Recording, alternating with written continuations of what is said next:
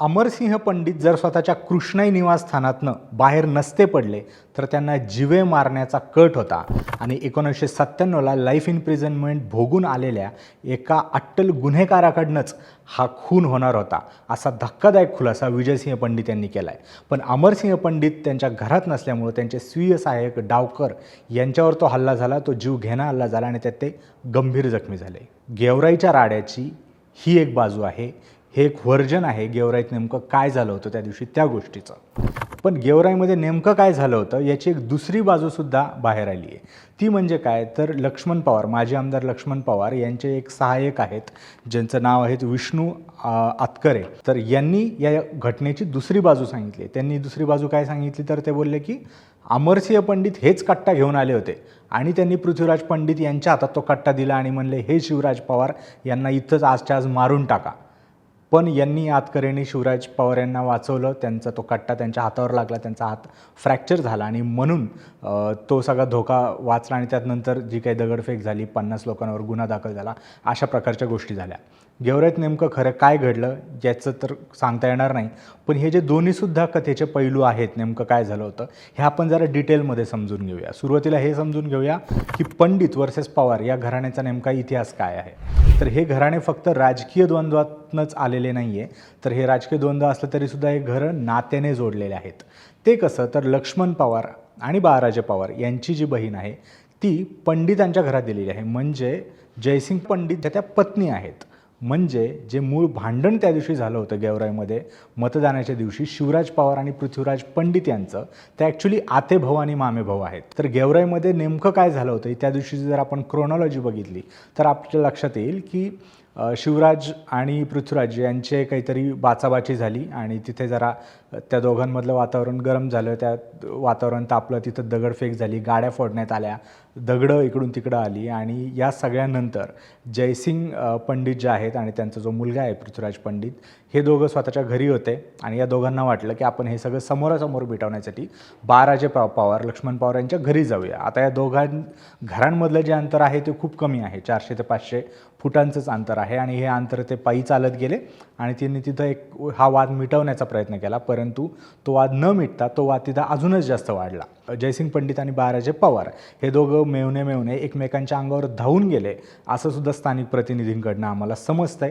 आणि त्यानंतर तिथेसुद्धा गाड्या फुटल्या, वातावरणमध्ये तणाव आला आणि जे काही बीडचे मग पोलीस अधीक्षक आहे यांना एक फौजफाटा घेऊन तिथं जावं लागलं आणि वातावरण सगळं शांत करावं लागलं.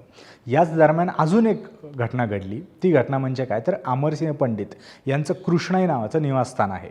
या निवासस्थानावरनं अमरसिंह पंडित अचानक बूथवर कुठेतरी जायला बाहेर पडले. मात्र याच वेळेमध्ये अमरसिंह पंडित यांचे जे स्वीय सहाय्यक होते ज्यांचं नाव अमृत डावकर आहेत. आता हे अमृत डावकर पंडित यांचे नातेवाईक आहेत आणि त्याच्यामुळं ते पवार यांचेसुद्धा नातेवाईक आहेत. या अमृत डावकर मात्र त्यांना तिथं सापडले आणि या अमृत डावकरवर बऱ्याचशा एका टोळीने हल्ला केला आणि याच्या टोळीने हल्ला केला त्यांच्यावर. याच्यामध्ये त्यांचा जीवघेणा हल्ला होता, त्यांचा हात फ्रॅक्चर झाला, त्यांना अनेक गंभीर अशी इजा पोहोचली आणि ते सध्या हॉस्पिटलाइज्ड आहेत. आता त्या डावकर यांचं जबाबसुद्धा पोलिसांनी रात्री घेतला आहे.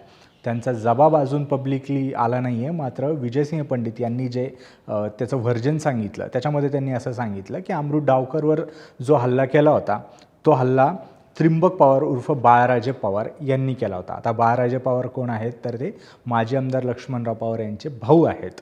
आता बाळराजे पवार यांचा इतिहास काय आहे तर विजयसिंह पंडित यांनी सांगितल्याप्रमाणे 1997ला ते तुरुंगवास भोगून बाहेर आलेले आहेत. त्यांना लाईफ इम्प्रिझनमेंट अजन्म कारावासाची शिक्षा झाली होती, मात्र त्यांच्या चांगल्या स्वभावाला बघून त्यांना बाहेर सोडण्यात आलं होतं.